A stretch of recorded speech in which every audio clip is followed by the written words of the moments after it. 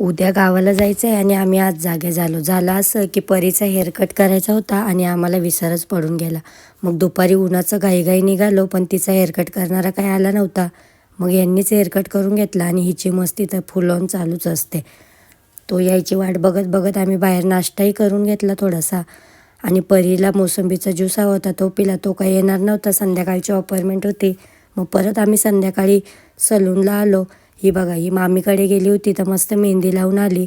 तिचा हेअरकट करणारा आम्हाला फायनली सापडला. मग त्यांनी तिला हेअरकट करायला बसवून घेतलं. आम्ही तिची मजा पाहत होतो कारण तिला लॉंग हेअर आवडतात आणि मी तिला हेअरकट करायसाठी खूप तेव्हा तिने हेअरकट करून घेतला. मी पण आयब्रो वगैरे केला आहे. बघा किती सुंदर हेअरकट करतो हा, खूपच मस्त हेअरकट करतो. दुसऱ्या दिवशी सकाळी मला खूप घाई होती, धनतेरस होती. घरातही पूजा करून घेतली कारण आपण भाड्याच्या घरात जरी राहत असलो तरी हे आपलंच घर आहे.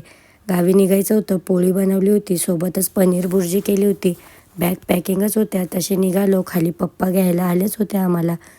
मग आम्ही पटकन बसलो आणि निघालो. हे बघा, यांना भलतीच घाई आहे. नेहरू स्टेशनला पोचलो.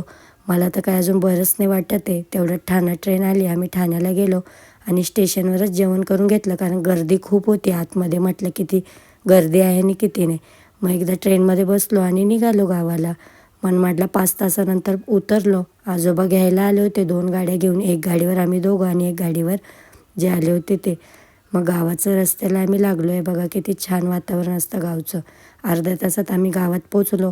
आमचं घर गावापासून लांब आहे. आम्ही मळ्यात राहतो. उद्या तुम्हाला घर आणि घरची फॅमिली नक्की दाखवेल. Bye bye.